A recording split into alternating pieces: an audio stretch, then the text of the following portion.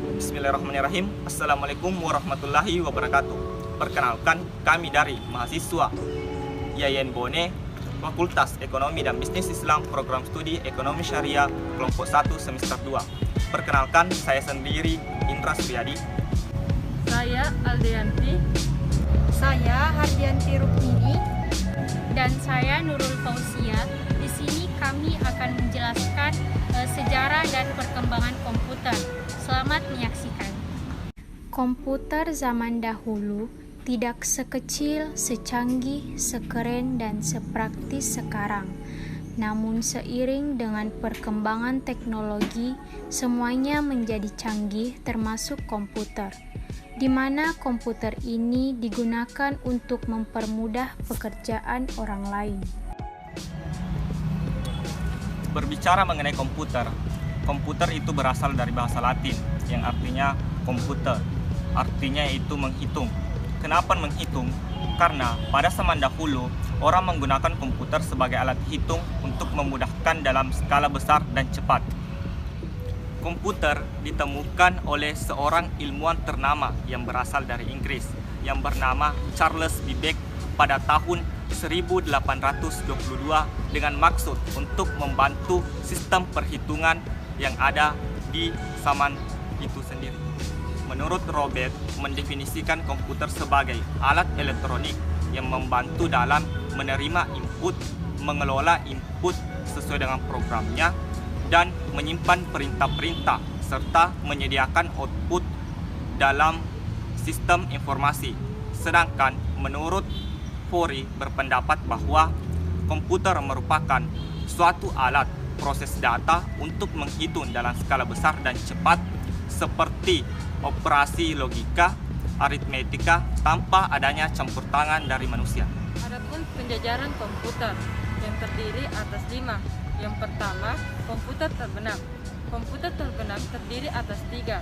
Yang pertama, mengandung RAM, ROM, CPU, input, dan clock. Kedua, yang dikenal sebagai mikrokontroller karena digunakan sebagai pekerjaan. Ketiga, contoh alatan yang seperti televisi, radio, kamera. 2.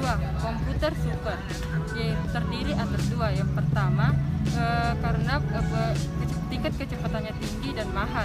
Kedua, dapat digunakan di tempat yang proyek-proyek penelitian. 3. Kerangka utama yang terdiri atas 2 yang berukuran kecil dan kurang canggih dari komputer super. Yang kedua, biasa digunakan di bank-bank dan di penelitian-penelitian lainnya. 4. Komputer mini yang terdiri atas 4, yaitu 1. Ukuran yang lebih kecil dibandingkan jenis mainframe. 2. Kemampuan yang hampir sama dengan mainframe, cuman dalam skala yang lebih kecil. 3. Mampu mendukung antara 4-200 penggunaan yang bersamaan secara berserentak. 4. Komputer mini berkemampuan untuk beroperasi lebih baik daripada komputer mikro, serta mempunyai ruang penyimpanan yang lebih besar. 5. Komputer mikro yang terdiri atas 3, yaitu 1. Komputer untuk kegunaan pribadi. 2.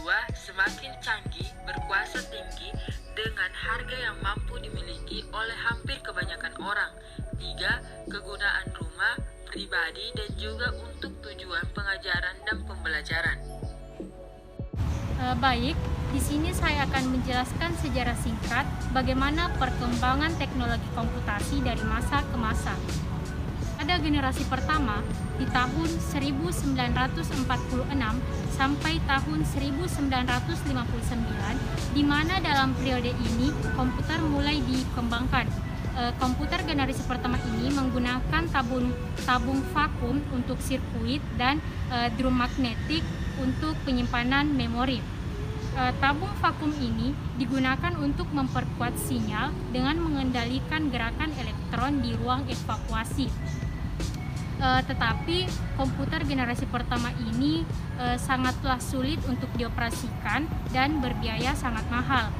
Adapun contoh dari generasi komputer pertama ini yang digunakan oleh Badan Sensus Amerika Serikat, yaitu UNIVAC dan ENIAC. Kemudian pada generasi kedua di tahun 1959 sampai tahun 1964 teknologi tabung vakum mulai tergantikan dengan transistor. Penggunaan transistor pada komputer mulai digunakan pada akhir tahun 1950-an. Keunggulan dari transistor ini yaitu bentuknya yang lebih kecil. Dari bentuk yang minimalis itu, komputer menjadi lebih kecil dan hemat energi. Kemudian di generasi kedua ini, bahasa pemrograman mulai diperkenalkan, seperti contohnya COBOL yang merupakan singkatan dari Common Business Oriented Language, dan Fortran. Selain itu, teknologi penyimpanan memori juga berubah dari drum magnetik menjadi teknologi magnetik. Contoh dari komputer generasi kedua ini yaitu IBM 7000, NCR 304, IBM 650 dan IBM 1401. Pada generasi ketiga di tahun 1964 sampai tahun 1980, pengembangan sirkuit terpadu menjadi ciri khas generasi ketiga komputer, di mana bentuk transistor semakin diperkecil dan ditempatkan di chip silikon yang dinamakan semikonduktor. Selama periode ini, mouse dan keyboard mulai diperkenalkan dan juga generasi ketiga ini sudah dilengkapi dengan sistem operasi. Kemudian pada generasi keempat di tahun 1980 sampai tahun 2000, di mana dalam periode ini prosesor mikro mulai diperkenalkan di saat ribuan sirkuit terpadu dimasukkan ke dalam sebuah silikon chip yang kecil. Prosesor pertama Intel 404 chip mulai menjadi otak utama dalam sebuah komputer. Di saat inilah istilah personal komputer atau yang biasa disebut PC mulai digunakan. Teknologi yang terus maju menjadikan generasi keempat ini sebagai tonggak awal dari pembangunan internet. Dan pada generasi kelima, mulai tahun 2000 sampai sekarang, komputer generasi kelima ini dibangun berdasarkan teknologi kecerdasan buatan dan masih dalam tahap pengembangan. Contoh teknologi yang sudah sering digunakan adalah teknologi pengenal suara. Penggunaan pemrosesan paralel dan superkonduktor menjadi dasar dari kecerdasan buatan. Tujuan dari komputasi generasi terbaru adalah untuk mengembangkan perangkat yang merespon bahasa manusia. Baik, materi selanjutnya yaitu mengenai perkembangan dunia komputer.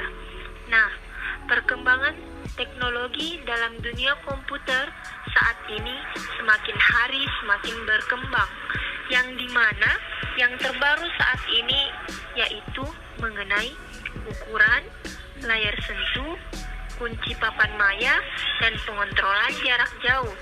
Nah, di mana ukuran di sini mengenai dapat dibawa kemana-mana, dan layar sentuh atau touchscreen menggantikan tetikus.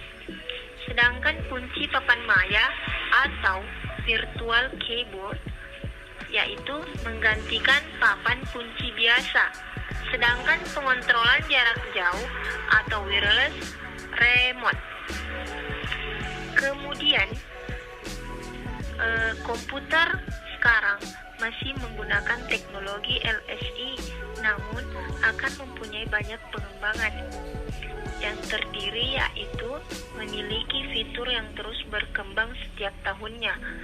Semakin cepat dalam pemrosesan informasi, komputer memiliki kemampuan untuk mendengar, berbicara, melihat, berbicara, dan pastinya lebih canggih lagi, bahkan dapat memberikan kesimpulan layaknya manusia. Berikutnya yaitu perkembangan dunia komputer, aplikasi dan sistem operasi yang semakin semakin mudah digunakan, semakin berkembang, yaitu Ubuntu 13.04, Windows 8.1,